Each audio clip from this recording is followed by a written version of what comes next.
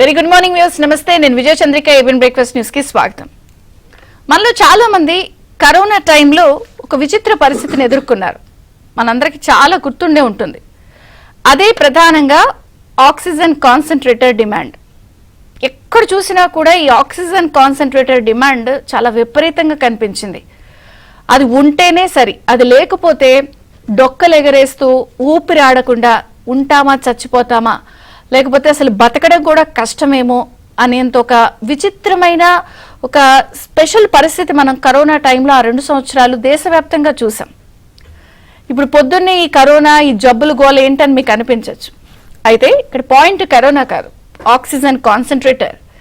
ఈ ఆక్సిజన్ కాన్సన్ట్రేటరే జనరల్గా రాజకీయాల్లో అధికారం, పవర్.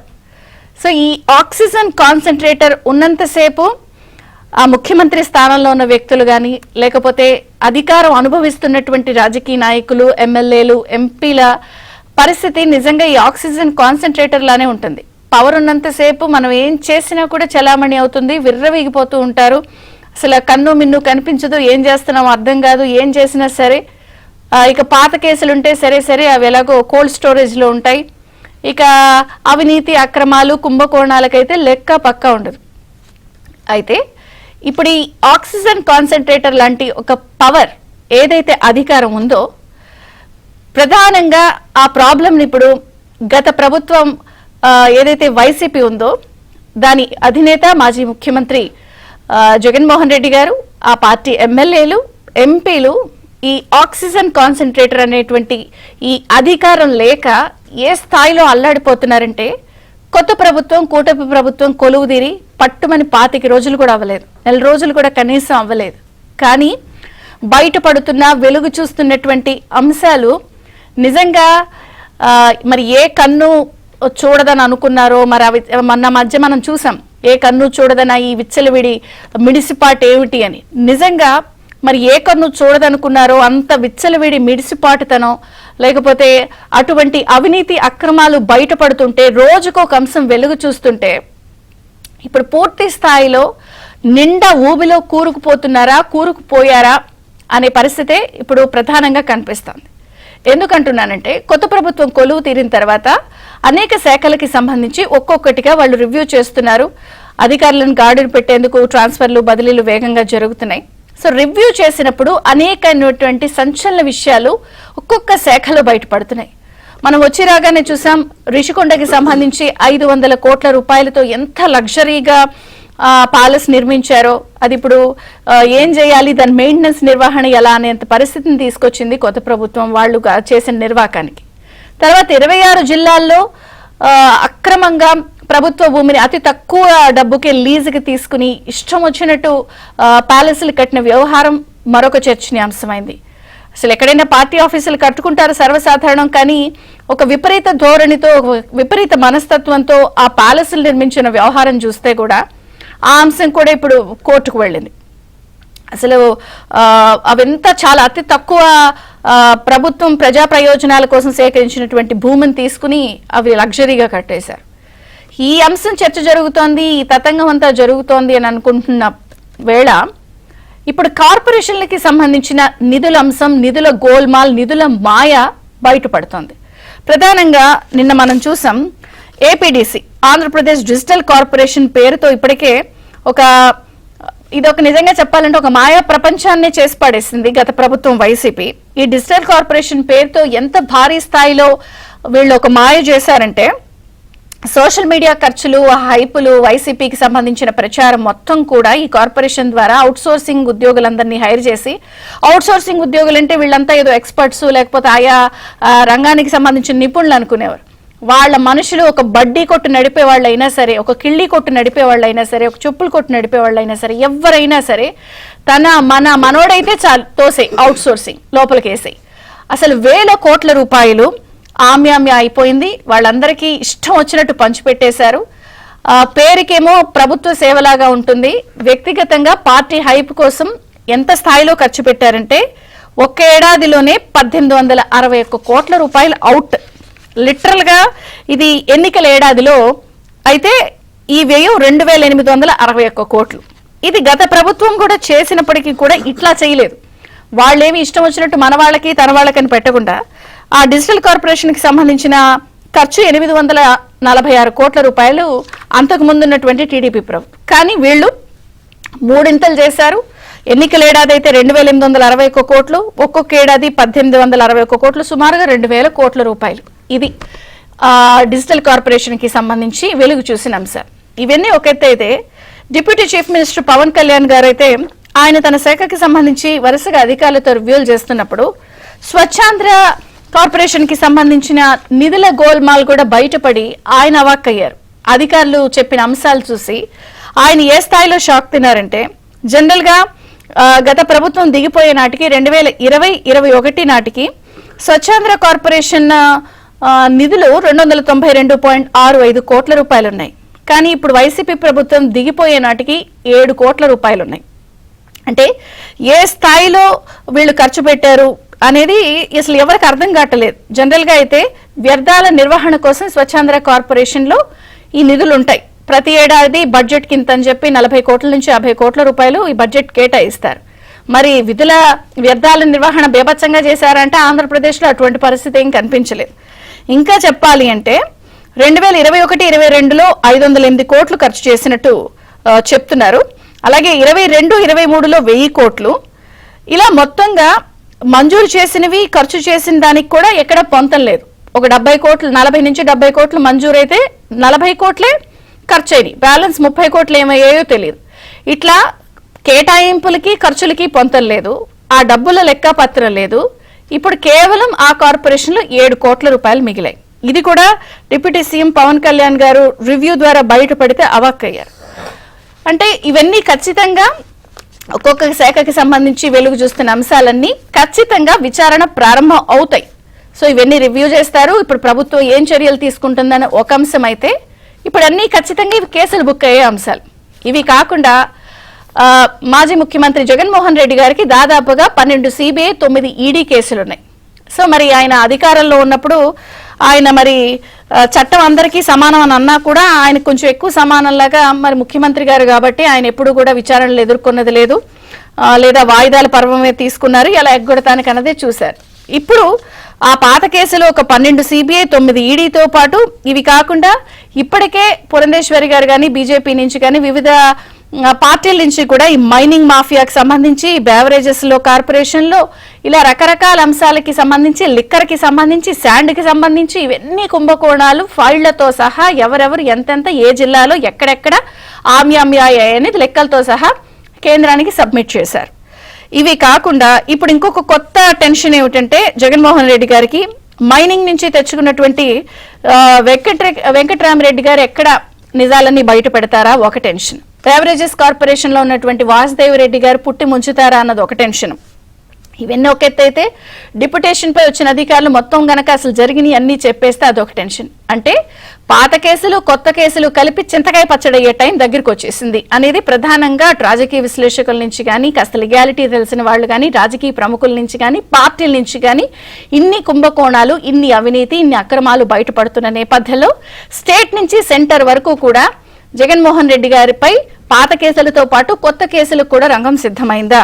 సో ఇది కక్ష సాధింపు చర్యలు అని చెప్పి అధికార పార్టీ మీద వైసీపీ బురద చల్లే యత్నం చేసినా వచ్చిన వంశాల వెంటనే కక్ష సాధింపు కాకుండా రివ్యూల్లో చేస్తుంటేనే ఇన్ని విషయాలు బయటపడుతున్నప్పుడు ఇప్పుడు ఇది రాజకీయం ఎటువంటి టర్న్ తీసుకుంటోంది?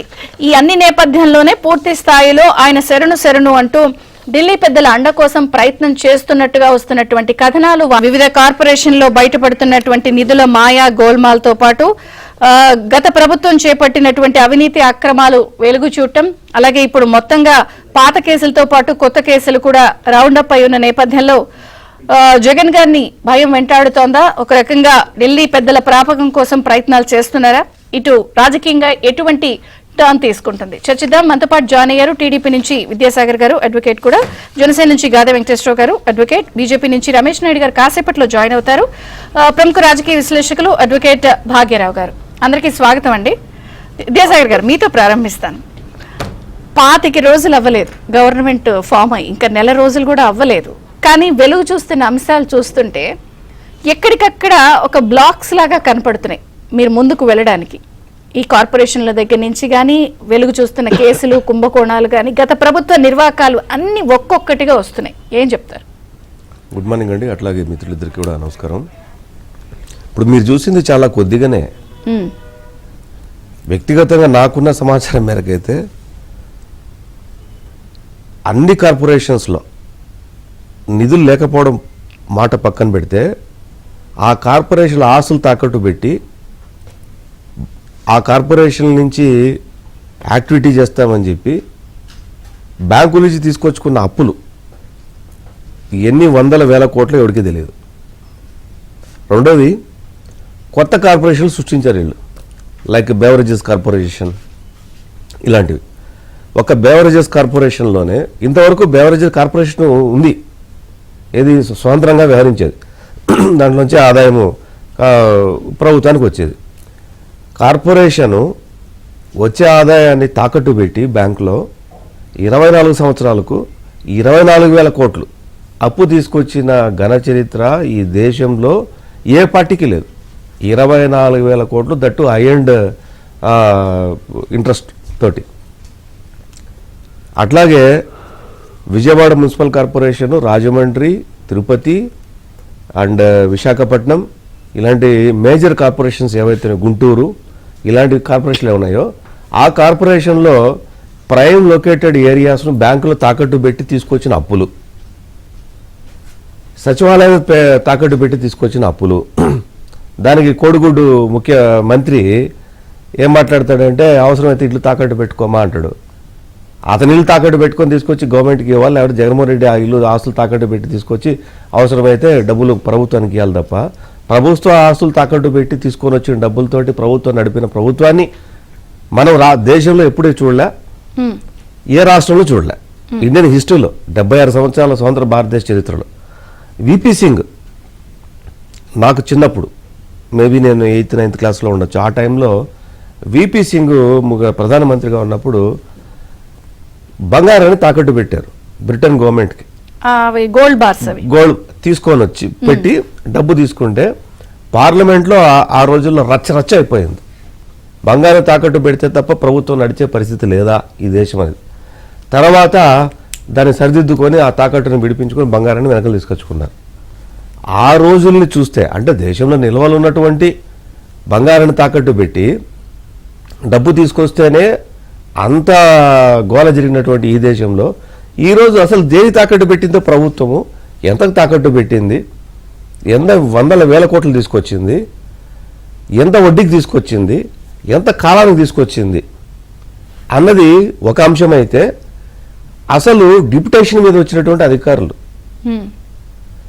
వీళ్ళకి కావాల్సిన వాళ్ళు, వెనకాల తోకన్నోళ్ళు బయట నుంచి తీసుకొని వస్తే అది వాళ్ళ ఐడియానా, వాళ్ళ ద్వారా జరిగిందా ఇది, లేదు ఇక్కడున్నటువంటి పనిమాలు కొంతమంది అధికారుల చేత జరిగింది ఇదంతా కూడా అనేది వెతకడం మొదలు పెడితే నాకు తెలిసి అన్ని కార్పొరేషన్ నుంచి 1,00,000 కోట్లు ఉండొచ్చు.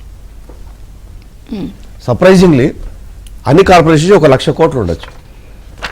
ఇది కాకుండా ఎగ్జిస్టింగ్ కార్పొరేషన్స్ ఏవైతే ఉన్నాయో ఆ కార్పొరేషన్స్లో లైక్ మైన్స్ అండ్ మినరల్స్, నాకున్న అంచనా ప్రకారం అయితే 45,000 కోట్ల రూపాయలు స్కామ్ జరిగింది. 45,000 కోట్ల రూపాయలు. ఒక బెవరేజెస్ కార్పొరేషన్లో తాకట్టు అంశం పక్కన పెడితే 4,000 కోట్ల రూపాయలు పక్కన పెడితే, డైరెక్ట్గా మోర్ దెన్ డిగ్రీ చదివినటువంటి పిల్లలు ఎవరైతే ఉన్నారో వాళ్ళందరినీ కూడా మందు షాపుల్లో పెట్టి వాళ్ళ దగ్గర మందు అమ్మించి ఆన్లైన్ పేమెంట్ కాకుండా దొంగ పేర్లతో దొంగ మందులు అమ్మినటువంటి, ప్రజల జీవితాలతో ఆడుకున్నటువంటి డబ్బుతో సంపాదించిన డబ్బు స్కామ్ 30,000 కోట్లు ఉండొచ్చు. అప్రాక్సిమేట్గా చెప్తున్నా నేను. అంటే సంవత్సరానికి 6 నుంచి 7,000 కోట్ల రూపాయలు అని అంటున్నారు. ప్రభుత్వానికి కాకుండా మద్యం ధరలు పెంచి, లిక్కర్ ధరలు పెంచి ప్రభుత్వానికి ఇచ్చిన డబ్బు, దానికి ప్రిపరేషన్కి అయ్యే ఖర్చు, అంటే మందు తయారయ్యేదానికి ఖర్చు, లాభము పోను మిగతాది అన్అకౌంటబిలిటీ అయింది. ఒకటి అన్అకౌంటబిలిటీ, 2 అక్రమం అవినీతి కుంభకోణంతో పాటు మీ గవర్నెన్స్ లో మీరు ఇచ్చిన ప్రామిసెస్ తో వెళ్లాల్సిన హర్డిల్స్ ఉన్నాయి. ఏంటి, ఒక స్కిల్ డెవలప్మెంట్ కార్పొరేషన్ లో ఏమీ లేకపోయినా మీరందరూ కూడా వెళ్ళి కోర్టులో ఇది ఉన్నా బెయిల్ వచ్చి 53 రోజులు మీరు జైల్లో ఉన్నారు, మీ అధినేత జైల్లో ఉన్నారు 53 రోజుల పాటు, ఒక మాజీ సీఎం ఆ రోజు. మరి ఈ రోజు ఇన్నిన్ని కనపడుతున్నాయి, మీరు ఇంకొక పక్కన రాగానే మిరాకిల్స్ ఏమైనా చేస్తారేమో, గార్డెన్ పెడతారేమో, స్టేట్ ని పెడతారేమో అని అన్నప్పుడు రోజుకొకటి బయటకు వస్తున్నప్పుడు ఏం చేస్తారు? అంటే ప్రభుత్వ పరిపాలనలో అంటే ఇదొక అంశం, ఇదొక అంశం, అన్ని అంశాలు కలుపుకుంటేనే ప్రభుత్వం అవుతుంది. దాని ప్రకారం చట్టం ఏం చర్య తీసుకోవాలో ఆ చర్య తీసుకుంటూనే ఉంటుంది. ఈ పాలను గాడి పెట్టే కార్యక్రమం కనీసం అంటే 3 నెలల నుంచి 6 నెలలు టైం పడుతుంది మాకు. అసలు ఎక్కడెక్కడ ఏమేమి జరిగింది, ఎంత జరిగింది, ఎట్లా జరిగింది, దీంట్లో సూత్రధారులు ఎవరు, పాత్రధారులు ఎవరు, స్కామ్లో చేసినప్పుడు ఆ డబ్బు ఎక్కడి నుంచి ఎక్కడ రూటింగ్ అయింది, వీళ్ళగా దొంగ కేసులు పెట్టి ఆ సండల్ ఆయన ఉన్నాడు పొన్నవాళ్ళ సుధాకర్ రెడ్డి, సండే తప్ప ఆయన ఎప్పుడు ఆయన ఏఏజీ అడిషనల్ అడ్వకేట్ జనరల్ అయ్యేంత వరకు ఆయన ఎన్ని కేసులు చేశాడో, ఏ కోర్టులో చేశాడో, ఎక్కడ చేశాడో ఎవరికి తెలియదు. నాకు ఉన్న నాలెడ్జ్ ప్రకారం అయితే ఎవడో సలహాలు ఇస్తే, సీనియర్ కౌన్సిల్ సలహాలు ఇస్తే, ఇంకెవడో ప్రిపేర్ చేస్తే కేసుని జగన్మోహన్ రెడ్డి కేసుల్లో ఈయన పిటిషన్లు వేశాడు. అపార్ట్ ఫ్రమ్ దట్ అతను చేసిన కేసులు కానీ, అతను ఒక మంచి లీగల్గా ఎక్స్పర్ట్ అని కానీ ఎక్కడ ఎప్పుడు ఎవరు వినలా, కరలా. కానీ all of sudden he came in to the picture, he become as a additional advocate general. ఇప్పుడు లబలబ నోరు కొట్టుకుంటున్నాడు, అది కాదు ఇది తప్పు. మొన్న కూడా ఒక టీవీ డిబేట్లో చూసా, ఆ బూత్ ఛానల్ దాంట్లో ఏంటంటే, అంటే వీడు ప్రతి దానికి వక్ర భాష అని చెప్పడమే. ఏదైతే పార్టీ ఆఫీసు కట్టారో మంగళగిరిలో, అది లీగలైజ్డ్గా నోటీస్ ఇచ్చిన మాట వాస్తవం. మే 20 తారీఖు దాని మీద డెమాలిషన్ ఆన్సర్ రాకపోతే ఇప్పుడు కాదు, ఇప్పుడు మొన్న వేశారు, ఇది మిగతా కార్యాలయందరికీ. కానీ నేను చెప్పేది మంగళగిరి కార్యాలయం పడగొడతాము అని చెప్పేసి అంటే కోర్టుకు వెళ్ళారు వీళ్ళు. కోర్టుకు వెళ్తే కోర్టుకి మేము మా తరపున హాజరైనటువంటి అడ్వకేటు రిప్రజెంట్ చేశారు, this the status of the issue, so మీరు ఏం చెప్తే అది చేస్తామంటే డూ యాజ్ పర్ లీగల్ అని చెప్పింది. అంటే చట్ట ప్రకారం ఏమంటే చేయమని చెప్పింది. ఎక్కడ స్టే ఇవ్వాల, స్టేటస్ కో ఇవ్వాల, అంబులెన్స్ లో పెట్టలా, ఏం చేయాల. చట్ట ప్రకారం చేయమంటే ఏంటి, ఉన్నది ఉన్నట్టు చేయమని అర్థం.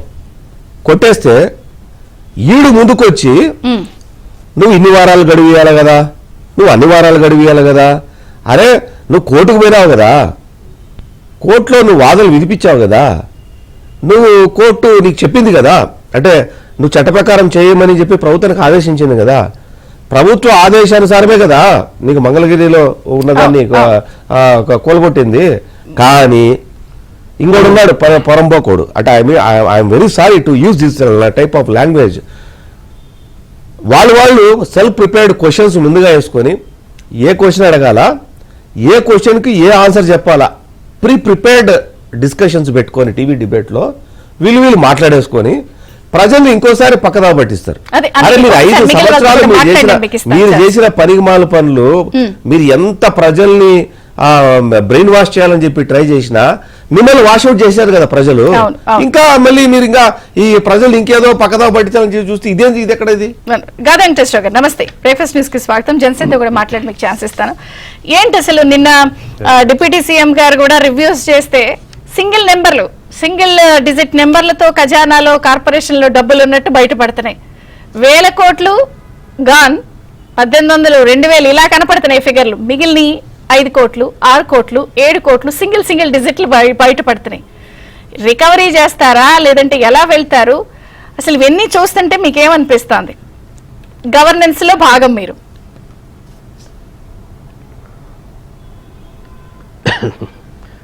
ముందుగా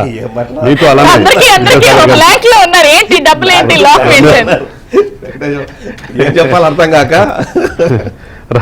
రమేష్ నాయుడు గారికి, అంటే ఒకటి మాట్లాడిన అంశాలు కాకుండా కొత్త ఎన్ని బయటకు వస్తుంటే అందరికీ కూడా ఇలా జరిగినాయా, ఓహో ఇవి కూడా ఉన్నాయా, ఏ రోజు ఒక ప్యాలెస్ కట్టినట్టు ఎవరికి కనిపించలా. ఆ ప్యాలెస్లు ఇప్పుడే బయటకు వచ్చినాయి. సో అన్ని అద్భుతాలు ఇప్పుడే వస్తున్నాయి. ఏం చెప్తారు? అద్భుతాలే కదా, ఆశ్చర్యాలు కూడా అదే అనుకుంటున్నాను. ఇప్పుడు రోజు కెమెరాలు బుధాన్ని పెట్టుకుని తిరిగే మీడియా అంతా కూడా ఎటుపోయిందో తెలియదు కదా. నిన్నటి వరకు మీరు చెప్పినట్టు ఒక్క ప్యాలెస్ కూడా చూపించలేదు ఎవరికి. అదే కనిపించలేదు, చూపించలేకపోయాం. రెండూ ఉన్నాయి. భయంతోనేమో కొంతవరకు జర్నలిస్టులు కూడా పాపం తెలిసిన వాళ్ళు కూడా ఫోటో తీసిన వాళ్ళు కూడా ఆ ఫోటోని అట్లాగే మడిచి జైల్లో పెట్టుకున్నారు తప్పితే బాహ్య ప్రపంచానికి చూసే ధైర్యం చేయలేకపోయారు. ఎందుకంటే ఉన్న పరిస్థితి ఎవరిని తప్పడతాం కదా ఇక్కడ.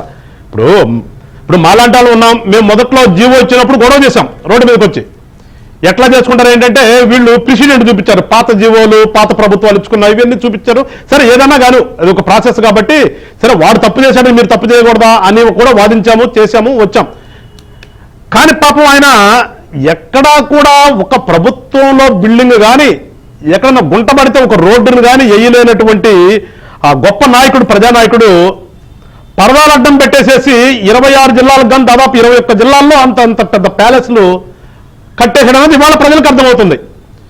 ఈ విషయం కొంచెం ముందు ఎలక్షన్ ముందు కనుక ప్రజలకు అర్థమై ఉంటే వీళ్ళు చెప్తున్నారు కదా మాకు ఇప్పుడు 40% ఓటింగ్ వచ్చింది, మాకేం తక్కువ రాలేదని చెప్తున్నారు చూడండి.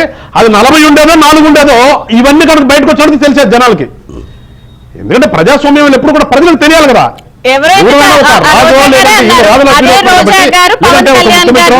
జగన్ అన్న చిటికిన వేల మీద వెంట్రుకు కూడా పేకలేరని అన్నారు. ఇప్పుడు ఆయన కార్పొరేషన్ లో బయట తీసి రివ్యూ చేస్తుంటే బయటపడుతున్నాయి ఇవన్నీ. అదే ఇప్పుడు వాళ్ళకు వచ్చిన భాష ఇందాక సాగర్ గారు చెప్పినట్టుగా వాళ్ళు ఆ పిచ్చి భాష వాడతారు కాబట్టి పాపం ఆయన కూడా కొంచెం పొద్దున్న కోపం వచ్చి 2-3 మాటలు తూలాడు తప్ప. ఎందుకంటే అవతలాడు గాంధీ గారి సిద్ధాంతంలో ఇక్కడ లేం కదా. గాంధీ గారి సిద్ధాంతం లేదు కాబట్టి ఆ భాష వచ్చేస్తుంది మాకు కూడా. ఎందుకంటే కొంచెం మేము కూడా ఉప్పు కారం తింటున్నాం కదా. మరి ఆయన ఏంటంటే మాకు తెలియదు కానీ మేము కూడా తిన్నాం కాబట్టి వస్తుంది. కానీ ఆ భాషని వాళ్ళు వాడదలుచుకోలేము మేము. ఎందుకంటే పీకాల్సిన పీకేశారు. ఎవరైతే మేము పీకలేము, ఎందుకంటే మా పని కాదు కదా అది. పవన్ కళ్యాణ్ గారు అనే వ్యక్తి రాష్ట్రంలో జరుగుతున్న దుర్మార్గాన్ని ప్రజలకు చెప్తానికి వచ్చాం మేము.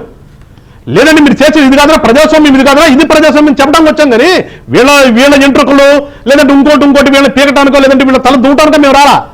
దువ్వేవాడు దూతాడు, పీకేవాడు పీకుతాడు. ఆ పని అయిపోయింది అది. సో నేనేది ఏంటంటే ఇవన్నీ కనుక ఎలక్షన్ ముందు 2 రోజుల ముందు తెలిసినా కానీ వీళ్ళకి 40 వచ్చేదో 4 వచ్చేదో చూపించేవాళ్ళు జనం.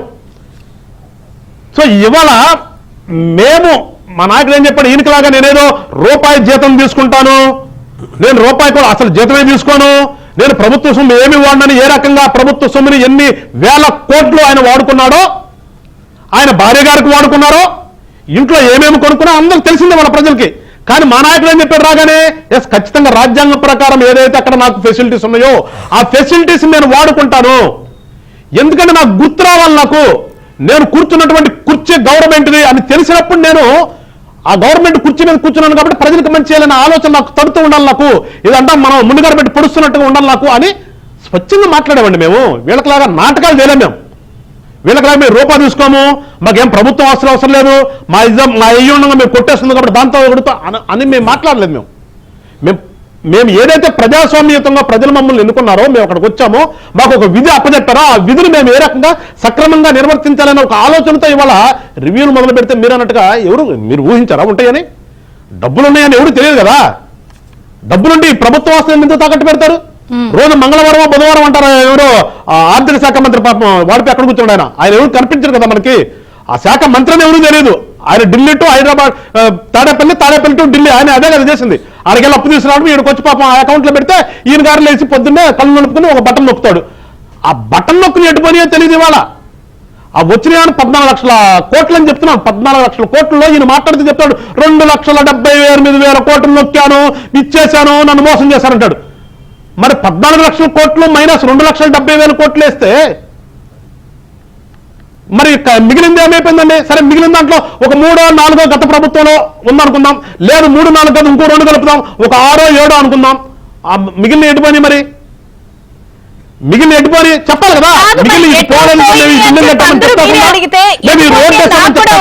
మొన్న పులివెందులు వెళ్ళినప్పుడు జగన్ గారు మా బిల్లులు ఇవ్వలేదు మొర్రో అని వాళ్ళు అన్నారు. బిల్లులు ఇవ్వక ఇప్పుడు ఇవి ఇవ్వక ఒక రోడ్లు పడక అంత సిస్టమ్ గవర్నెన్స్ సూపర్ గా నడక ఏమైనా ఇప్పుడు మీరు కేసు పెట్టేసి ఇవన్నీ వరుస పెట్టి విచారణ స్టార్ట్ చేస్తే వీళ్ళు ఏమంటారు? అదిగో మొదలెట్టేశారు కూటమి ప్రభుత్వం కక్ష సాధింపని. అసెంబ్లీకి వెళ్తేనే మీరు పెద్ద శత్రుత్వం ప్రదర్శిస్తున్నారు, అసలు నాకు అమర్యాద చేశారని లెటర్ రాశారు ఆయన స్పీకర్ కి. ఇప్పుడు వరుసగా వీటిలన్నిటిపై మీరు విచారణకు ఆదేశించిన కక్ష సాధింపని మొదలెట్టేస్తారు. ఇప్పుడు అతను కక్ష సాధింపన్నా, అతను నన్ను కొడుతున్నారన్నా, నన్ను తిడుతున్నారన్నా, మేము చేయాల్సిన పని ఆగదండి. మేము మీన్స్ ప్రభుత్వం చేయవలసిన పని ఆగదు. ప్రభుత్వం చేస్తుంది. ఇక్కడ పవన్ కళ్యాణ్ గారు చంద్రబాబు నాయుడు గారు కాదు. ఇక్కడ చంద్రబాబు నాయుడు గారిని తిట్టాల్సిన అవసరం లేదు, పవన్ కళ్యాణ్ గారిని కొట్టాల్సిన అవసరం లేదు, లేదంటే బీజేపీ పెద్దలు సత్యకుమార్ గారిని తిట్టాల్సిన అవసరం లే. ఇక్కడ ప్రభుత్వం ఏమి చేయాలో అది చేస్తాం. వాళ్ళు ఏం చేశారు? అధికారాన్ని అడ్డం దోచేశారు. వాళ్ళు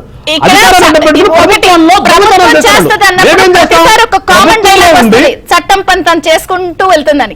ఇప్పుడు చట్టం పంతం చేసుకుంటానే వెళ్ళింది. 12 సిబిఐ కేసుల్లో, 9 ఈడీ కేసుల్లో విచారణే వెళ్ళలేదు ఆయన. వస్తున్నా అక్కడ కూడా వస్తానండి. అక్కడ కూడా వస్తా. పక్కన నాతో పాటు ఉన్న వాళ్ళు దాదాపు అందరూ సాగర్ గారు అడ్వకేట్ ప్రాక్టీస్ చేస్తున్నాడు. నేనంటే ఈ పార్టీలోకి వచ్చి 3 ఏళ్ళు తాగిపోయాను అనుకోండి. నాకు తెలిసి వాళ్ళు భాగ్యరావు గారికి రమేష్ గారి గారికి ఇద్దరు కూడా లీగల్ నాలెడ్జ్ ఉన్న వాళ్ళే.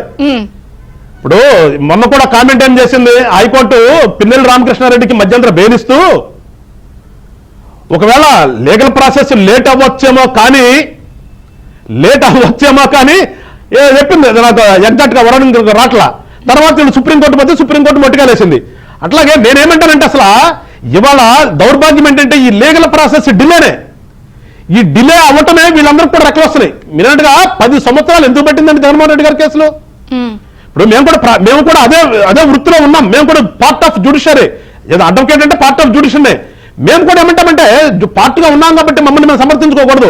అసలు వాళ్ళు ఏంటంటే వీళ్ళకందరూ రాజకీయ నాయకులు ఎక్కడ వస్తుందంటే అధికారం లేదు. అదే కన్నా ఓపెనింగ్ రిమార్క్స్ అధికారం లేదు. ఇప్పుడు ఉండకూడదు. నేను అనేది ఏంటంటే ఉండకూడదు. జ్యుడిషియరీ అనేది ఈ వ్యవస్థలో మనకి ఏదైతే 4 భాగాలు ఉన్నాయన్నామో ఆ భాగాల్లో జ్యుడిషియరీ అనేది ఇండిపెండెంట్. అది అసలు ఎవరితో సంబంధం లే, ఎవరి మీద ఆధారపడాల్సిన పని లేదు, ఇంకో లెక్క చూడాల్సిన పని లేదు. అలాంటి వ్యవస్థ ఇదివరకు నేను కొత్తగా ప్రాక్టీస్కి వచ్చినప్పుడు నాకు తెలిసి మెజిస్ట్రేట్లు మేము ఏమైనా ఫంక్షన్తో వచ్చేవాళ్ళు కాదు, జడ్జిలు మేము ఫంక్షన్ పిలిస్తే వచ్చేవాళ్ళు కాదు. ఇప్పుడంటే వాళ్ళు కూడా అదేమంటే ఏదో మారిపోయిందండి, అంతా హైటెక్ అయిపోయింది, కూడా హైటెక్ అయింది. ఇట్స్ నాట్ క్రిటిసైజ్, నేను క్రిటిసైజ్ చేయట్లా, జ్యుడిషియరీ వ్యవస్థను క్రిటిసైజ్ చేయట్లా. బట్ దానికి ఉన్నటువంటి సపరేట్ శాంక్టిటీ అది. ఒకప్పుడు జడ్జి గబక్కని కామన్ గా ప్రజల్లోకి వచ్చేసి కూర్చునే వాళ్ళు కాదు. ఎందుకంటే దేవుడిని నమ్ముతాం మనం. మనం భూమి మీద పుట్టినాడు, దేవుడు శిక్షిస్తాడంటాం. ఏ మనిషి లేదు అలాంటి రైట్ ఉన్న వ్యక్తి జడ్జే. దేవుడు శిక్షిస్తాడో మనకు తెలియదు, కానీ ఒక వ్యక్తికి నువ్వు వీడిని చంపేయండి అని చెప్పి శిక్షించే అధికారం ఉన్నటువంటి వ్యక్తి జ్యుడిషియరీలో ఉన్నటువంటి జడ్జి గారే. సో ఆయన దేవుడు అనుకోవాలి మనం. కనిపించిన దేవుడు పక్కన పెడితే ఇక్కడ మిమ్మల్ని లోపలేయమన్నా నిర్బంధించమన్నా ఏదైనా ఒక మనిషికి ఉన్నటువంటి మన రాజ్యాంగంలో ప్రతి వ్యక్తికి కొన్ని హక్కులు కల్పించారు. జీవించే హక్కు, వాక్ స్వాతంత్రం అని రకరకాల హక్కులు మన రాజ్యాంగంలో వచ్చినాయి.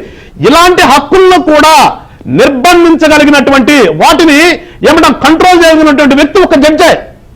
అలాంటి జడ్జి అలాగే ఉండాలి.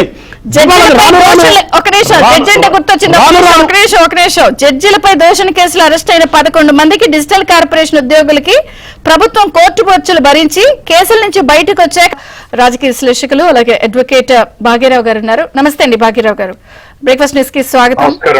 సో పాత కేసులప్పుడే ఆయన ఎప్పుడు అధికారంలో ఉన్నప్పుడు సీఎం గా హోదాలో నాకు టైం లేదు, ట్రాఫిక్ జామ్ అయింది, నేను కోర్టుకు వెళ్తే ఇబ్బందులు వస్తాయి, లేదా రెగ్యులర్ గా వాయిదాలు, ఇలాంటివి చూసాం.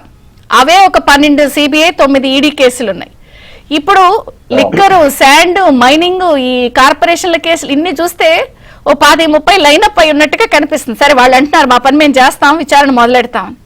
అవన్నీ తేల్తాయి అంటారు. అసలు మీ అభిప్రాయం ఏంటి? అసలు జరిగిన తీర్తెన్నులపై మీ కామెంట్ ఏంటి? నమస్కారం అండి విజయ చంద్రిక గారు, అదేవిధంగా ప్యానల్లో ఉన్నటువంటి మన ప్రముఖులు, మిత్రులు, రాజకీయ పార్టీ నాయకులు అందరికీ కూడా హృదయపూర్వక ధన్యవాదాలు. ఈ డిబేట్ లో పాల్గొనే అవకాశం ఇచ్చినందుకు మీకు ప్రత్యేక కృతజ్ఞతలు తెలియజేస్తున్నాను. ఇప్పుడే కొన్ని విషయాల మీద మన మిత్రులు గాడి వెంకటేశ్వరరావు గారు వీళ్ళందరూ కూడా మాట్లాడారు. జగన్మోహన్ రెడ్డి ప్రభుత్వం, జగన్మోహన్ రెడ్డి అసలు అధికారంలోకి రావటమే చాలా యాదృచ్ఛికంగా, విచిత్రంగా వచ్చాడు. ఎందుకంటే అతని మీద అప్పటికే సిబిఐ కేసులు, ఈడీ కేసులు, లక్షల కోట్ల రూపాయలు దుర్వినియోగం చేసి అవినీతి చేసినటువంటి ఒక నాయకుడుగా ఉంటే ప్రజలు ఏదో ఒకసారి ఒక అవకాశం ఏమని అడుగుతున్నాడు. రాజశేఖర్ రెడ్డి కొడుకు, యువకుడు, ఒక అవకాశం ఇద్దామని చెప్పేసి అనుకొని ఉంటారు. బహుశా ఓటర్లు అవకాశం ఇచ్చారు. అతనికి ముఖ్యమంత్రిగా అవకాశం ఇస్తే ముఖ్యమంత్రి అనే పోస్టును అడ్డం పెట్టి మొత్తం ఒక్కసారి కూడా జైలుకి తన కేసుల్లో ఏదైతే విచారణ జరుగుతున్నాయో, తన కేసులు ఏదైతే వాయిదాలు ఉన్నాయో ఒక్కదానికి కూడా ఆయన హాజరు కాలేదు. ఏది ఈ ముఖ్యమంత్రి పోస్టును అడ్డం పెట్టి, నేను ముఖ్యమంత్రిని, ఈ రాష్ట్రాన్ని పరిపాలకుడిని కాబట్టి నాకు టైం సరిపోదు, ఏదో కారణాలు ఆయన ఎత్తుకొని పెట్టాడు. మరి ఇవన్నీ ఒక పక్క ఆయన కేసులతోటే ముఖ్యమంత్రి అయిన వ్యక్తి మళ్ళీ తిరిగి నాకు మళ్ళీ ఇబ్బంది జరుగుద్దేమో, లేకపోతే నష్టం జరుగుద్దేమో, నేను జాగ్రత్తగా ఉండాలనేది ఏమాత్రం కూడా బాధ్యత లేకుండా చాలా బాధ్యత రాహిత్యంగా తన 5 సంవత్సరాల పరిపాలన, దాదాపుగా మేము 35 ఏళ్లుగా ప్రజల్లో ప్రజాపక్షంగా ప్రజా ఉద్యమాలు, దళిత ఉద్యమాలు, అణగారిన వర్గాల ఉద్యమాల్లోనూ పనిచేస్తున్నాం, న్యాయ వ్యవస్థలో పనిచేస్తున్నాం. కానీ ఇటువంటి ముఖ్యమంత్రిని చంద్రిక గారు ఇటువంటి ముఖ్యమంత్రిని అసలు చూసి ఉండం. ఎందుకంటే చాలా విచిత్రమైనటువంటి ముఖ్యమంత్రి. రాజ్యాంగానికి సంబంధం లేదు, చట్టానికి సంబంధం లేదు, రాజ్యాంగ వ్యతిరేక విధానాలు, చట్ట వ్యతిరేక విధానాలు, ఏదైతే పాలనా సాంప్రదాయాలు ఉంటాయో వాటన్నిటిని పక్కన పెట్టి ఇది రాజ్యం అంటే ఇది ఒక వీరభోజ్యం లాగా, ఇది నా ఇష్టం వచ్చినట్టు నేను చేసుకుంటాను, నాకు రాజ్యాంగం వర్తించదు, చట్టం వర్తించదు, ఎవరు చెప్పాల్సిన అవసరం లేదని కొంతమంది కోర్టులు తన అనుయాయులు కొంతమందిని దగ్గర పెట్టుకొని, చుట్టూ పెట్టుకొని, అధికారులు కూడా తనకు అనుకూలమైన వాళ్ళని కొంతమందిని దగ్గర పెట్టుకొని తన ఇష్టం వచ్చినట్టుగా పరిపాలన కొనసాగించి మొత్తం రాష్ట్రాన్ని ఒక దోచేసినటువంటి ముఖ్యమంత్రి, రాష్ట్రాన్ని మాజీ మీరు 3 సార్లు 4 సార్లు ముఖ్యమంత్రి వచ్చింది నాకు. అంటే ఆయన ముఖ్యమంత్రిగా ఉండగానే దోచుకున్నాడు. ఆ ఉద్దేశం ఏంటంటే ఆయన మాజీ ముఖ్యమంత్రి, దోచుకున్న ముఖ్యమంత్రిగా ఉండగానే మొత్తం దోచేశాడు. సరే, ఇప్పుడు మాజీ ముఖ్యమంత్రి పోస్ట్ లోకి వచ్చాడు, ప్రజలు అర్థం చేసుకున్నారు ఈయన రాష్ట్రాన్ని అడ్డగోలుగా దోచుకుంటున్నాడు, ఇతను రాజ్యాంగానికి వ్యతిరేకంగాను మొత్తం నిధులన్నీ కూడా తను ఏదో బటన్ నొక్కుతున్నారని పేరుతో నిధులన్నీ దోచుకుంటున్నారని ప్రజలు గుర్తించారు. కాబట్టి అతనికి సరైన తీర్పిచ్చి మాజీ ముఖ్యమంత్రిగా మార్చారు. అందులో కూడా చాలా దారుణంగా చాలా తక్కువ సీట్లు ఇచ్చి పక్కన కూర్చోబెట్టారు. కానీ ఇప్పటికీ కూడా మళ్ళీ అతను ఏదో చేయాలి, ఏదో నా ఉనికిని కాపాడుకోవాలి, కేంద్రంలో పోయి నేను స్పీకర్ కు మద్దతు ఇవ్వాలి, నా నలుగురితో ఇస్తే నేను ఏదో కేసుల ఆయన అసలు నీ 4 సీట్లు మాకేమైనా అడిగినోళ్లే లేరు.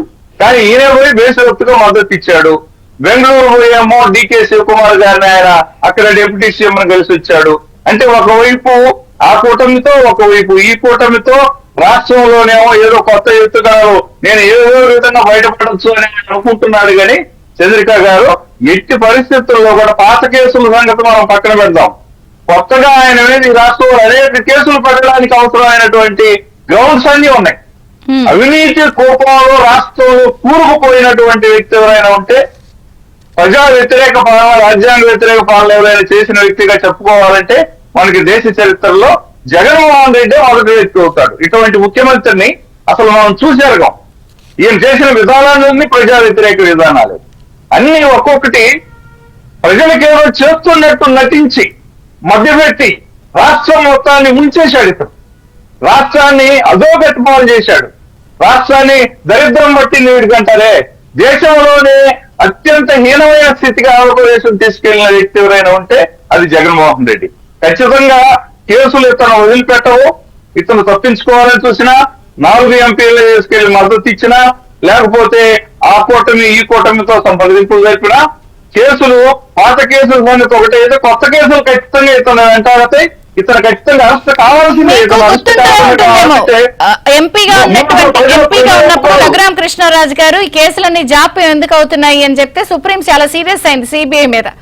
తీరా అప్పుడు కూడా బయటపడింది ఏమిట్రా అంటే డిశ్చార్జ్ పిటిషన్లు, యాతనే ఉన్నారు డిశ్చార్జ్ పిటిషన్లు. అంటే ఈయన న్యాయ వ్యవస్థకే కొత్త భాష్యాలు చెప్పేటువంటి వ్యక్తిగా తయారయ్యాడు. న్యాయ వ్యవస్థకి న్యాయాన్ని చట్టబద్ధంగా వాళ్ళు న్యాయ వ్యవస్థ ముందుకు వెళ్తుంది. కానీ ఈయన ముఖ్యమంత్రి, ఈయనకి డబ్బులు ఎక్కువ ఉన్నాయా, ఈయనకి బంగ్లాలు ఎన్ని ఎక్కువ ఉన్నాయి, వీటిని బట్టి తీర్పులు ఇచ్చేటువంటి అవకాశం ఉండదు. ఖచ్చితంగా జగన్మోహన్ రెడ్డి తప్పించుకునే అవకాశమే లేదు మేడం. అంటే ఇప్పుడు ఈ గత 5 సంవత్సరాల కేసెస్ తో పాటు అవి కూడా అన్ని రకాలుగా ఖచ్చితంగా యా, ఇప్పుడు రమేష్ నాయుడు గారు. ముఖ్యమంత్రి పదవిని చూపించి మొన్న కేసులు విచారణకు పోకుండా ఆగిపోయాడు, అతను వాయిదాలకు పోకుండా. ఇప్పుడు ఆగటానికి లేదు. ఇప్పుడు కొత్త కేసులు ఖచ్చితంగా వస్తాయి. అసలు ఇప్పుడు కేసులు పెట్టకపోతే ప్రజలు కూడా, రాష్ట్ర ప్రజలు ఇప్పుడు ఏర్పడిన ప్రభుత్వాన్ని బాబు గారి మీద, పవన్ కళ్యాణ్ గారి మీద ఒత్తిడి తీసుకొస్తారు ప్రజలు. రమేష్ నాయుడు గారు చేసిన చాలా దుర్మార్గాలు ఉన్నాయి. రమేష్ నాయుడు గారు నమస్తే, బ్రేక్ఫాస్ట్ న్యూస్ కి స్వాగతం. మీకు గుర్తుండే ఉంటుంది, ఎన్నికల ప్రచార భాగంలో కూడా మోదీ గారు, అమిత్ షా గారు వచ్చి 5 ఏళ్లలో జరిగినటువంటి అవినీతిని mafia Raj, liquor, sand, mining mafia Raj అని 2-3 సార్లు నొక్కి వక్కాడించారు. అవి నిజంగానే ఉంటూ పాటు ఇప్పుడు కొత్తవన్నీ చూస్తుంటే అసలు మీకు అన్ని సవాళ్లే కదా ఇప్పుడు మీ కూటమి ప్రభుత్వానికి. ఏం చేస్తారు? 100% విజయ్ చంద్రిక గారు, జగన్మోహన్ రెడ్డి చేసినటువంటి పాపాలు కొంతవరకే మనం చర్చించుకునేటువంటి వాళ్ళం, ఎప్పుడు ఫలితాలు రానంత వరకు. నూతన ప్రభుత్వం ఏర్పడిన తర్వాత తవ్వే కొద్దీ, టన్నుల కొద్దీ అవినీతి బయటపడుతున్నటువంటి నేపథ్యంలో విస్తూ గొలుపుతుంది. ప్రపంచం అంతా కూడా ఏంది ఔరా అనిపిస్తుంది. జగన్మోహన్ రెడ్డి ఏ విధంగా మభ్యపెట్టి మాయ చేశాడు అనేటువంటి విషయం తేటతెల్లమైంది. ఒక రకంగా చీట్ చేశాడు ఇతను. అతనికి వచ్చినటువంటి ఒక గొప్ప అవకాశాన్ని పాలకుండను కదా కాలుతో తన్ని నేలపాలు చేసినట్లు ఈ రాష్ట్ర భవిష్యత్తును ఆ విధంగా నాశనం చేశాడు.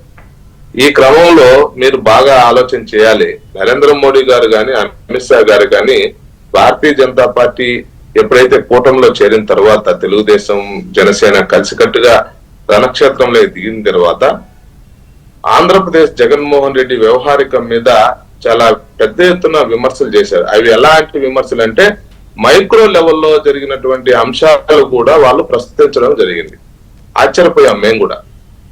రాజంపేటకు సంబంధించిన అన్నమయ్య డ్యామ్ కొట్టుకొని పోవడానికి కారకులు ఎవరు, అలా 40 మంది చనిపోవడానికి ఎవరు జవాబుదారీ వహిస్తారనేటువంటి విషయాన్ని, సొంత జిల్లాలో జగన్మోహన్ రెడ్డి యొక్క వైఫల్యాన్ని ప్రపంచానికి తేటతెల్లం చేసినటువంటి నరేంద్ర మోడీ గారు, అలాగే అమిత్ షా గారు కూడా ఈ రాష్ట్రంలో జరుగుతున్నటువంటి లా అండ్ ఆర్డర్ విషయంలో గాని, అవినీతి విషయంలో గాని, అభివృద్ధి అధఃపాతాలానికి తొక్కినటువంటి విధానాన్ని గాని చాలా ప్రజలకు వివరించి చెప్పడంలో చాలా సఫలీకృతులయ్యారు. కానీ జగన్మోహన్ రెడ్డి గారు మాత్రం మౌత్ టు మౌత్ ఇంటర్నల్ గా వాళ్ళ పార్టీకి సంబంధించి క్యాడర్ ఎక్కడ చెక్కు చెదురుతుందో, లేకపోతే వైఎస్ఆర్సీపీకి తొత్తులుగా ఉన్నటువంటి అధికారులు ఎక్కడ భయంతో రేపు ఎన్నికల సమయంలో వాళ్ళ యొక్క అక్రమాలకు కొంత సహకరించరు అనేటువంటి భయంతో ఇంటర్నల్ గా ఒక వ్యాప్తి చేశాడు. ఏం వ్యాప్తి చేశాడంటే విశ్వవ్యాప్తి, బీజేపీతో నరేంద్ర మోడీ గారితో సత్సంబంధాలు ఉన్నట్లు, చెప్పి చేస్తున్నాం, చెప్పులేసుకెళ్తున్నాం అని చెప్పారు.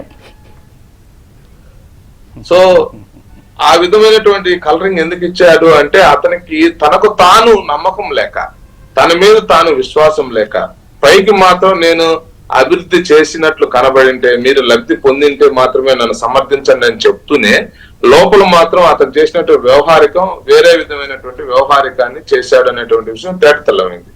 ఏం చెప్పాడు? ఆ 3 పార్టీలు కలిసి వచ్చినా నాకు భయం లేదు, సింహం సింగల్ గా వస్తుంది, నేను ఈ యొక్క భారతీయ జనతా పార్టీకి, ఎన్డీఏ కూటమికి నేను వ్యతిరేకంగా నిలబడ్డ మగాడిని అన్నట్టు మాట్లాడాడు. అదే క్రమంలో ఇంటర్నల్ గా చేసినటువంటి వ్యాప్తి ఏదైతే ఉందో మా అందరికి కూడా తెలుసు. కానీ అర్థం చేసుకోవాల్సినటువంటి విషయం ఏంటంటే ఇప్పటికి కూడా వైఎస్ఆర్సీపీకి సంబంధించిన శ్రేణులు కొందరు ఉద్దేశపూర్వకంగా భారతీయ జనతా పార్టీ తోటి ఏదో లైజనింగ్ ఉన్నట్లు ఆ విధమైనటువంటి వాట్సాప్ గ్రూపుల్లో, సోషల్ మీడియా మాధ్యమంగా చేస్తున్నటువంటి ప్రచారం ఏదైతే ఉందో దీన్ని భారతీయ జనతా పార్టీ 100% ఖండిస్తుంది. మేము కూటమిగా భారతీయ జనతా పార్టీతో పాటు 2 పార్టీలు కలుపుకొని మేము ఒక కుటుంబం లాగా వెళ్తున్నాము. వైఎస్ఆర్సీపీ తోటి తన యొక్క భావజాలం తోటి, తన సిద్ధాంతాలతోటి ఏ విధంగానూ ఏ రోజు రాజీ పడేటువంటి ప్రసక్తే లేదు. కాదు రమేష్ నాయుడు గారు, ఇక్కడ ఒక పాయింట్ పబ్లిక్ సైడ్ నుంచి నేను అడుగుతాను. రాజీ పడము అని అంటున్నారు, లేదా లైజనింగ్ ఉంది, మాకు వాళ్ళు క్లోజ్ అని చెప్పుకునే కలరింగ్ బిల్డప్ ఇస్తున్నారని అంటున్నారు. విజయసాయి రెడ్డి గారు రాజ్యసభ ఎంపీలు, లోక్సభ కలిపి 17 మా అవసరం వాళ్ళకొంది రేపొద్దున అని అంటున్నప్పుడు అసలు ఒక స్టేట్మెంట్ అఫీషియల్ గా మీ అవసరాలు మాకు అక్కర్లేదు, మీతో మాకు అసలు ఏం వద్దు, మీరు ఇస్తానన్న సపోర్ట్ మాకు వద్దు అని ఒక స్టేట్మెంట్ ఇవ్వచ్చు కదా. ఇప్పుడు స్పీకర్ కి మీరు అడగలేదు, వాళ్ళు మేము ఇచ్చేస్తాం అన్నారు. అసలు ఇలాంటి అవినీతి పార్టీలు మాకు సపోర్ట్ చేస్తారన్న వద్దు అని ఒక స్టేట్మెంట్ ఎందుకు ఇవ్వట్లా బీజేపీ వాళ్ళు? ఇస్తే బాగుంటుంది కదా, మీ మీద ఇంకా రెస్పెక్ట్ పెరుగుతుంది కదా. అండి, ఎట్లంటే ఇవి గ్రామ రాజకీయాలు వేరు, రాష్ట్ర రాజకీయాలు వేరు, జాతీయ రాజకీయాలు వేరు. రకరకాలుగా మనం పోల్చి చూసుకోవాలి. మన ఆలోచనకు తగ్గట్టు ఒక నేషనల్ పార్టీ ప్రవర్తించదు. అక్కడ ఉన్నటువంటి వ్యక్తులు చాలా మెచ్యూర్డ్ గా వ్యవహరిస్తారు దేశ రాజకీయాల్లో. ఇప్పుడు స్పీకర్ కు సంబంధించినటువంటి విషయాన్ని తీసుకోండి, కాంగ్రెస్ పార్టీని కూడా సంప్రదించడం జరిగింది. కాంగ్రెస్ పార్టీనే కాదు, కమ్యూనిస్టులను కూడా సంప్రదించడం జరిగింది. ఇలాగా స్పీకర్ ఎన్నిక అనేది మనం కొంత ఇనానిమస్ గా చేసుకునేటువంటి ప్రక్రియలో భాగంగా కొందరిని సంప్రదించి ఉండొచ్చు కాక, అంత మాత్రం మేము కమ్యూనిస్టులు మేము కాంగ్రెస్ ఒకటైపోం కదా. అలాగే అంటే నేను సిద్ధాంతాలు అనటం లేదు, అవినీతి ఆరోపణలు ఎదుర్కొంటున్నటువంటి ఇటువంటి దేశంలో ఇన్ని కేసులు, ఇదొక కేస్ స్టడీ. వైసీపీ అనేది, ఆ జగన్ గారు అనేది ఒక కేస్ స్టడీ. ఇలాంటి వాళ్లతో మీకు పూసుకోవద్దు రాసుకోవద్దు అన్నప్పుడు అక్కడ కూడా మీరు చాలా పెద్దన్న పాత్రలా పోషిస్తూ వద్దు మీరేమి ఇవ్వక్కర్లా మాకు అని అంటే ఇంకా బాగుంటుంది సార్. నేనేదే గ్రామ రాజకీయం అనట్లా, ప్రజలు అలా చూస్తే ఇంకా బాగుంటది కదా అని. అంటే మన వ్యవహారికం ద్వారానే ప్రజలకు అర్థమైపోతుంది. మనం వాళ్ళు సర్వైవల్ ఎగ్జిస్టెన్స్ కోసం వాళ్ళు ఏదో రకరకాల కుప్పిగంతులు వేస్తుంటారు. వాళ్ళు ఇప్పుడు బతుకు జీవుడా అనేటువంటి పరిస్థితిలో ఉన్నారు కాబట్టి వాళ్ళేదో మనకు సంబంధం లేకుండా ఎక్కడో చాటుమాటుగా కొన్ని రకాలైనటువంటి వ్యాప్తి చేసే ప్రతి అంశాన్ని మనం దృష్టి పెట్టి మాట్లాడుకుంటూ పోతే మనం అడ్మినిస్ట్రేషన్ చేయలేము, ప్రజలకి సరైనటువంటి సంక్షేమ ఫలాలు అందించలేము. ఈ దేశాభివృద్ధికి సంబంధించిన విషయంలో, రాష్ట్రాభివృద్ధికి సంబంధించిన విషయంలో కాన్సన్ట్రేషన్ చేయలేము.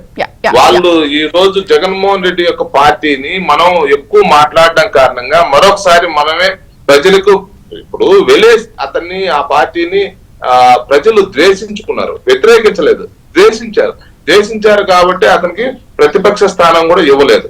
అతని గురించి మనం పదే పదే చర్చించడం కారణంగా మనం పెద్దోని చేసినట్టు అవుతాము. ఇప్పుడు ఈ దేశంలో నరేంద్ర మోడీ గారు, భారతీయ జనతా పార్టీ, లేకంటే చంద్రబాబు నాయుడు గారు, పవన్ కళ్యాణ్ అనేటువంటి వ్యక్తులు వీళ్ళు టాల్ పర్సనాలిటీస్. వీళ్ళ యొక్క వ్యవహారికం వేరే, వీళ్ళని చూసే కోణం కూడా, ప్రజల యొక్క దృష్టి కోణం కూడా వేరేగా ఉంటుంది. వీళ్ళందరూ కూడా అంటే మీరు అనేది ఏంటి, ఇప్పుడు చర్చించి పెద్దోళ్ళని చేస్తున్నారని అంటున్నారు. చర్చించి పెద్దోళ్ళని చేయకపోతే ఇప్పుడు గవర్నెన్స్ లో పాపం వాళ్ళు మర్యాదగా వాళ్ళ రివ్యూలు వాళ్ళు చేసుకుంటున్నారు కూర్చుని, బయటపడిన అంశాలని ప్రజలకు తెలియజేయడం కూడా చర్చ చేయకూడదంటారా? ఇది కూడా పెద్దోళ్ళు చేసేయడమేనా జగన్ ని? ఇది తప్పును చెప్పడంలో ఏ విధమైనటువంటి రాజీ లేదు. 100% గత ప్రభుత్వంలో జరిగినటువంటి ఎవరైతే వాళ్ళు జవాబుదారి ఖచ్చితంగా వ్యవహరించాల్సిందే. వ్యవస్థలు ఆ విధంగా సక్రమంగా పనిచేసే విధంగా మనం చాలా కూడా ఉపయోగించాల్సిందే. కానీ తనకు సంబంధించిన ప్రతి అంశాన్ని మాత్రం మనం కొద్ది ఖండించేటువంటి ప్రక్రియకి తీసుకొచ్చినట్లయితే తప్పనిసరిగా అతనికి మనం ఇంపార్టెన్స్ ఇచ్చిన వాళ్ళం అవుతాము. ప్రజలు వద్దనుకున్న తర్వాత మనం అంత ఎక్కువ చేయకూడదు. విద్యాసాగర్ గారు, ఇదంతా ప్రజల సొమ్ము. సో చట్టం తన పని తను చేసినా కూడా ఈ ప్రజల సొమ్ము ఒకటి జవాబుదారీతనంగా ఉండాలి, మీరు జరిగింది చెప్పాలి. సేమ్ టైం సవాళ్ళు, మీకు చాలా సవాళ్ళు ఇప్పుడు ఏంటి? కరెక్టే మీరు అన్నది. ఎందుకంటే 2019 నుంచి 2024 వరకు జరిగిన పరిపాలన అసలు ఒక చీకటి రోజులుగా చెప్పుకోవచ్చు మనం ఆంధ్రప్రదేశ్కి. చీకటి రోజులు అంటే మేమంటే అనుభవించిన వాళ్ళు ఇక్కడ ఉన్న మనందరం కూడా అనుభవించినటువంటి కాలమే అదంతా కూడా. అంటే భావ వ్యక్తీకరణ స్వేచ్ఛ కూడా లేకుండా బతికినటువంటి సందర్భాలు. నాకు ఇప్పటికీ అత్యంత బాధాకరమైన విషయం అంటే నాకు చాలా సందర్భాల్లో ఒక సంఘటన మాత్రం చాలా గుర్తు వస్తూ ఉంటుంది. డాక్టర్ సుధాకర్ గారి కేసు. ఆయన మొట్టమొదటిగా యాజ్ ఎ డాక్టర్గా కోటేసుకొని ఆయన మాస్క్ గురించి మాట్లాడారు. తర్వాత ఆ రోజు దాని పెద్దగా లైట్ తీసుకున్నారు, ఏదో అడిగారు, మాస్క్ అడిగారు. సడన్లీ ఆయన స్క్రీన్ మీద ఒకసారి కనపడి బట్టలు లేకుండా కనపడ్డారు, నడి రోడ్డు మీద గుండు కొట్టేసి. నా జీవితంలో నేను మర్చిపోలేనటువంటి చిత్రం ఏదైనా ఉంది అంటే కొన్ని కొన్ని కొన్ని మర్చిపోలేం మనం జీవితంలో. ప్రతి ఒక్క జీవితంలో అది ఏదైతే ఉందో అది నా జీవితంలో నేను ఎప్పటికీ మర్చిపోలేనటువంటి ఫోటో అది. ఆ రోజు అది చూసిన తర్వాత అది పరాకాష్ట. ఒక దళిత వైద్యుడిని రోడ్డు మీద గుండు కొట్టి చొక్కా ఇప్పేసి నడి రోడ్డు మీద ఆయన్ను ఆ రకం కనిపించేసరికి అది ఎప్పటికీ రాష్ట్ర ప్రజలు ఎప్పటికీ మర్చిపోరు. అటువంటి చీకటి సంఘటనలు అది అది అప్పుడప్పుడే మొదలవుతుంది వాళ్ళ పీక్ పరిపాలన, అది పిచ్చి పరిపాలనకి పీక్స్లో మొదటి అక్కడే స్టార్ట్ అయింది అనుకుంటాను. అక్కడి నుంచి మొదలుకుంటే ఎలక్షన్లు జరిగే నాటి వరకు కూడా అయిపోయిన తర్వాత ఈ రోజుటికి కూడా ఏది ఈ బంగ్లాలు కనపడ్డాయి చూసారా, ఈ బంగ్లాలు కనపడే వరకు కూడా రాష్ట్ర ప్రజలకు ఈ పిచ్చి ఇంత పీక్స్కు పోయిందని ఎవరికి అర్థం కాల. బహుశా మీకు తెలియదు, నాకు తెలియని వాళ్ళకి ఎవరికి తెలియదు. ఆ బంగ్లాలు కట్టేదానికి ప్రభుత్వ స్థలాలు తీసుకున్నటువంటి వాళ్ళు అమరావతిలో ఒక బిల్డింగ్ కట్టడానికో, లేకపోతే విశాఖపట్నంలోనో, లేదా కర్నూలులోనో, తిరుపతిలోనో, విజయవాడ, గుంటూరులోనో కనీసం ఒక ప్రభుత్వ కార్యాలయం కట్టారంటే ఆ లెవెల్లో ఒక్కటి నెవర్ లేదు. ఇప్పుడు ఇందాక గాదే వెంకటేశ్వర గారు మాట్లాడినా, లేకపోతే అడ్వకేట్ గారు మాట్లాడినా, రమేష్ గారు మాట్లాడినా, రమేష్ గారు బహుశా రాజంపేట అనుకుంటాను సార్, వాళ్ళ ఏరియాలోనే దాదాపు 36 మందో 40 మందో కొట్టుకుపోతే, ఆ ప్రాజెక్ట్ కొట్టుకుపోతే ఇద్దరు గేట్లు పెట్టలా, దౌర్భాగ్యం. వాళ్ళు ఆ బాధితులు కలవడానికి వస్తే పరదాలు చాట దాక్కొని వెళ్ళిపోయాడు ఆ ముఖ్యమంత్రి. ఇప్పటికీ రీహాబిలిటేషన్ జరగల, ఊర్లు కొట్టుకొని వెళ్ళిపోయినాయి. దాదాపు 9 గ్రామాలు మొత్తం వ్యానిష్, ఇసుక మేట వెళ్ళిపోయినాయి. ఎవరి భూమి ఎక్కడ ఉందో తెలియదు. ఇప్పుడు వాళ్ళు గుడారాల్లో ఉన్నారు. సబ్జెక్టు కరెక్ట్, రమేష్ గారు దాన్ని కరెక్ట్ చేయాలి ఇఫ్ ఐఎమ్ రాంగ్. సో ఇంత అరాచక ప్రభుత్వాన్ని బహుశా ఏ రాష్ట్రం కూడా అనుభవించి ఉండదు. ఏది ఎప్పుడో స్వాతంత్రం వచ్చిన మొదట్లో ఎప్పుడన్నా రాజరిక పాలన, రాజవంశస్థులు కొంతమంది ముఖ్యమంత్రులు అయిన వాళ్ళు ఆ రోజుల్లో ఏదైనా కాస్త ఇటు అటు ఏమైనా ఉండొచ్చేమో కానీ డెమోక్రటిక్గా 2000 సంవత్సరాలు 21వ శతాబ్దంలో ఉన్నప్పుడు మనకి ఇటువంటి అరాచకమైన పాలన బహుశా భారతదేశంలో ఏ రాష్ట్రం చూడలే. ఇంత డ్యామేజ్, డెమోక్రసీ డ్యామేజ్ ప్రతి ఒక్కటి, అంటే ఇది అయ్యింది, ఇది లేదు, ఈ సెక్టార్ ఉంది లేదు అనేది కాదు. అయితే మీరు అడిగిన ప్రశ్న ఒకటి, స్కీముల గురించి, అంటే ఎట్లా పరిపాలన చేస్తారనేది, అంటే ఒకటి ఎలా ఇస్తారు అన్నది ఒకటి. ఇన్ని డబ్బులు ఖజానా లేవు కదా. అవును, ఛాలెంజ్ ఇది. ఆ ఛాలెంజ్ మాకు క్లారిటీ ఉంది, మాకు తెలుగుదేశం పార్టీకి మాకు క్లారిటీ ఉంది. వాళ్ళు క్రిస్ప్ గా చెప్పేస్తారు.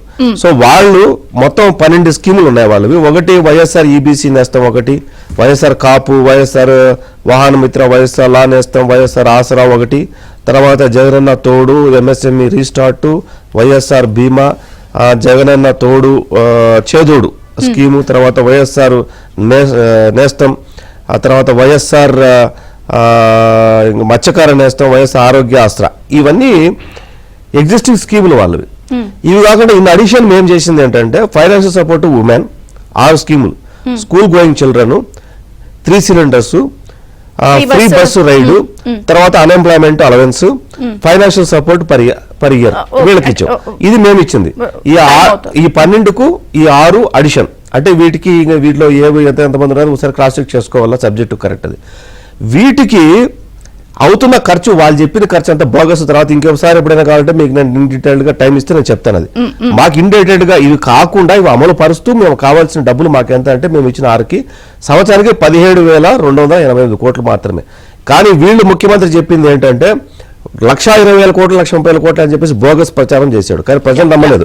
కానీ చివరిగా ముగిస్తాను, మాకు వైసీపీ ప్రభుత్వానికి 2022-23 ఫైనాన్షియల్ ఇయర్ తో పోల్చుకుంటే 2024-25 financial expected revenue from the different sources వచ్చి 2,05,350 కోట్లు. మాది అంటే మేము ఎట్లా చేస్తున్నాం కాదు, మేము ఫైనాన్షియల్ గ్రోత్ ఇదంతా ఎట్లా అమలు పరుస్తామంటే ఒకటి ఏంటంటే రూరల్ ఎకానమీని, అర్బన్ ఎకానమీని డెవలప్ చేయటం, అంటే దాన్ని ఇన్వెస్ట్మెంట్లు తీసుకురావటం, రెవెన్యూని ప్రొడ్యూస్ చేయటం, టాక్సెస్ను పెంచుకోవటం.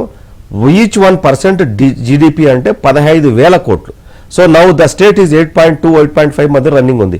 దీని కనుక 2 సంవత్సరాల టైంలో ఒక 2% నుంచి 3% పెంచుకోగలిగితే అప్పులకు పోనవసరం లేదు, అప్పులు చేయనవసరం లేదు, దొంగలెక్కలు చెప్పాల్సిన అవసరం లేదు, ఆర్బీఐ దగ్గరికి ప్రతి మంగళవారం వెళ్లాల్సిన అవసరం లేదు. మీరు 8 అంటున్నారు, 15% ఉండాలనేది ఇంకో మంది ఎక్స్పర్ట్ చెప్తున్నారు. సార్ ఎకనామిక్ టాపిక్ లోకి వెళ్ళట్లే కాదా వెంకటేశ్వరరావు గారు, ఏంటి సో చర్యలు, ఇమీడియట్ యాక్షన్స్ అనేది ఇక్కడ చాలా ఇంపార్టెంట్ పాయింట్ ఇప్పుడు ఈ అన్నిటిల్లో. ఖచ్చితంగా అండి, ఖచ్చితంగా. ఇప్పుడు మీరు ఇందాక మనం మాట్లాడుతూ మీరు కట్ చేశారు, ఖచ్చితంగా ఇమీడియట్ గా ఉండాలనేది నేను కూడా. అందుకని ఇప్పుడు మా పవన్ కళ్యాణ్ గారిని నేనైతే రివ్యూలు స్టార్ట్ చేశారో రివ్యూలో వచ్చిన దాని ప్రకారం ఖచ్చితంగా ఇమీడియట్ యాక్షన్ ఉంటుంది. ఇమీడియట్ యాక్షన్ లేకపోతే మళ్ళా వాళ్ళకి మాకు తేడా ఉండదు ఇక్కడ. వాళ్ళకి మాకు తేడా మీన్స్ కాదు అసలు. ప్రభుత్వం ప్రజాస్వామ్యంకి విలువ ఉండదు, ప్రజాస్వామ్య విలువలు పోతున్నాయి. ప్రజాస్వామ్య విలువలు మేము కాపాడాలనుకుంటున్నాం కాబట్టి ఖచ్చితంగా వాళ్ళు ఏదైతే దుర్మార్గం చేశారో, అవినీతి చేశారో, ఇక్కడ మీరు ఇందాక నుంచి విద్యాసాగర్ గారు అడుగుతారు ఎట్లా చేస్తారని.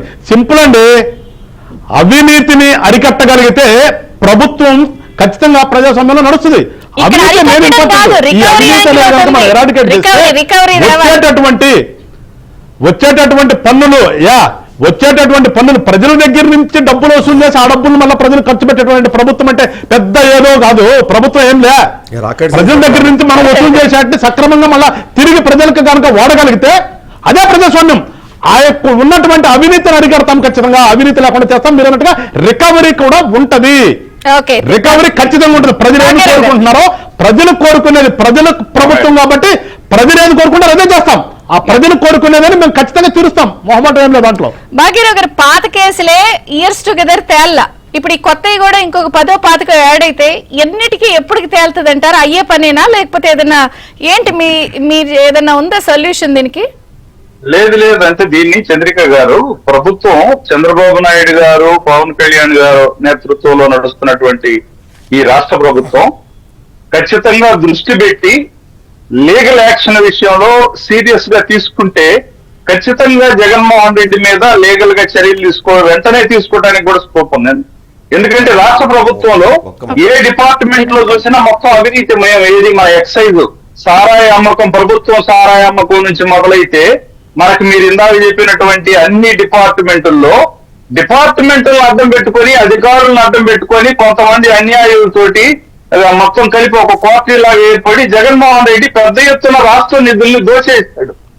దోసి వీటిని ఆ రాష్ట్రం యొక్క హద్దులు దాటించాడు. ఈ రాష్ట్రంలో లేదు ఇప్పుడు జగన్మోహన్ రెడ్డి దోచుకున్న సొమ్మంతా. మొత్తం కంటైనర్ రూపంలో వేరే చోటుకి వెళ్ళిపోయింది. పాత కేసులు పెండింగ్ లో ఉన్నాయి. ఇప్పుడు రాష్ట్ర ప్రభుత్వం తక్షణం ఏంటంటే రాష్ట్ర ప్రజలకు అర్థమైపోయింది జగన్మోహన్ రెడ్డి చేసినటువంటి ఇప్పుడు ప్రభుత్వం ఇమీడియట్ గా యాక్షన్, స్టింగెంట్ యాక్షన్ అంటారా, ఇమీడియట్ యాక్షన్ లో వెళ్తేనే ప్రజలు సంతృప్తి పడే అవకాశం ఉంది. ఎందుకంటే తాత్పర్యం జరిగిందంటే ఈ ఇంతేనే జగన్ మీద ఎన్ని కేసులు ఉన్నాయి, ఎవరు పట్టించుకోరు, ఏం చేయరనేటువంటి ఈ అడిషన్ ఏంటంటే ఈ జగన్మోహన్ రెడ్డి ఉన్న 11 + 9 మొత్తం 20 కేసులు ఏవైతే ఉన్నాయో ఆ కేసులు తెలంగాణకు ముడిపడి ఉన్నాయి, ఆంధ్రకు ముడిపడి ఉన్నాయి. ఇది జటిలమైనటువంటి సమస్య ఇదంతా కూడా. 2 స్టేట్స్ కూడా అంటే ఇక్కడ సాక్షులు ఇటు ఉన్నారు, అటు ఉన్నారు. నేనేమంటారంటే వీటిని కోఆర్డినేట్ చేయడానికి ప్రభుత్వం ఖచ్చితంగా ఒక ఆర్గనైజ్డ్ గా ఈ కేసులు నడపాలనే ఉద్దేశంతో ఒక యాక్షన్, కోర్టు జ్యుడిషియరీ ఒక యాక్షన్ తీసుకొని వీటి మీద కోఆర్డినేషన్ ఈజీగా మూవింగ్ ఫార్వర్డ్ చాలా ఫాస్ట్ గా ఉంటుంది. సిబిఐ, ఈడీ వేగం పెంచాల్సిన సమయం. మీరందరూ కూడా ఏమన్నా లెటర్లు, రిక్వెస్ట్లు ఖచ్చితంగా ఉంటుంది. ముఖ్యమంత్రి గారికి ప్రజల తరఫున, ప్రజా ఉద్యమాల తరఫున మేమందరం కూడా రిక్వెస్ట్ లెటర్స్ రాస్తాం. యాక్షన్ లేకపోతే ప్రజలు నిర్వీర్యమైపోతారు. చట్టాల మీద, న్యాయ వ్యవస్థల మీద ప్రజలకి నమ్మకం పోతుంది జగన్మోహన్ రెడ్డి మూలంగా. రైట్. రమేష్ నాయుడు గారు కంక్లూడింగ్. ఈ రోజు ఆశ్చర్యకరమైనటువంటి విషయం ఏంటంటే కేంద్ర ప్రభుత్వం ఇచ్చినటువంటి స్థానిక సంస్థల నిధులు బదిలీ చేయడం, లేకపోతే ఖజానాను ఖాళీ చేయడం, 2000 కోట్ల రూపాయలకు గాను కేవలం నామమాత్రంగా నిధులు ఉండడం ఏదైతే ఉందో, అంటే 7 కోట్ల నుంచి 9 కోట్ల మధ్యలో ఏదో ఉన్నట్టుంది.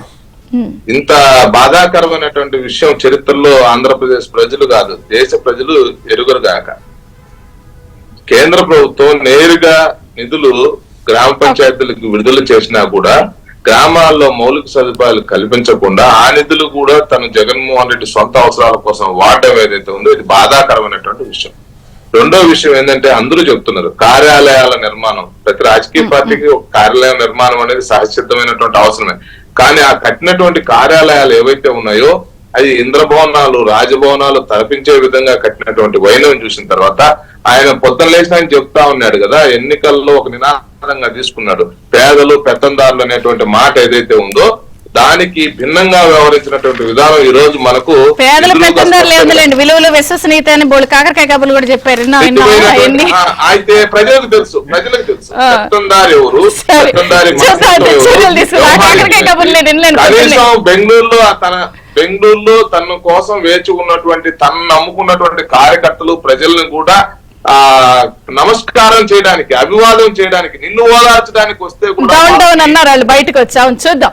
కాదు అసలు ఆ స్థితికి రమేష్ దిగజారడానికి గారు కారణం కానీ- ఏంటి అంటే జగన్మోహన్ రెడ్డి అనే వ్యక్తి ఈ రాష్ట్రంలో ఒక రాజకీయ పార్టీ నడపడానికి అనర్హుడని తేల్చేశారు ప్రజలు. సరే, ఒక విషయం మీరందరూ మరి కేంద్ర చెప్తున్నా, సంస్థలకి కాస్త శ్రీధర్ వేగం పెంచమని రాయండి. లెటర్ రైట్ అప్ చేద్దాం. చంద్రిక గారు, రమేష్ గారైనా మీరైనా లేకపోతే భాగ్యరావు అయినా లేకపోతే ఇంకెవరైనా సంబంధించి ఒక అమ్మో ఇంక టైం లేదు బాబాయ్. యాంకర్ల వెయిటింగ్ మనకి రోజు అసలు ఇంకో రోజు సపరేట్ గా దీని మీద కాదు పెట్టుకుందాం. ఒక చివరి ఒక మాట, ఇప్పుడు ఎన్ని మాట్లాడుకున్నా అసలు ప్రభుత్వం పిఎఫ్ డబ్బు తినేసింది కదండి. ఉద్యోగం తెచ్చిపెట్టుకునే డబ్బు తినేస్తే ఇక్కడ ఖజానా ఖాళీ కాదు, ఉద్యోగస్తులు సేవింగ్స్ చేసుకునే డబ్బులు తినేసింది కదా. Thank you Suresh Babu Vidyasagar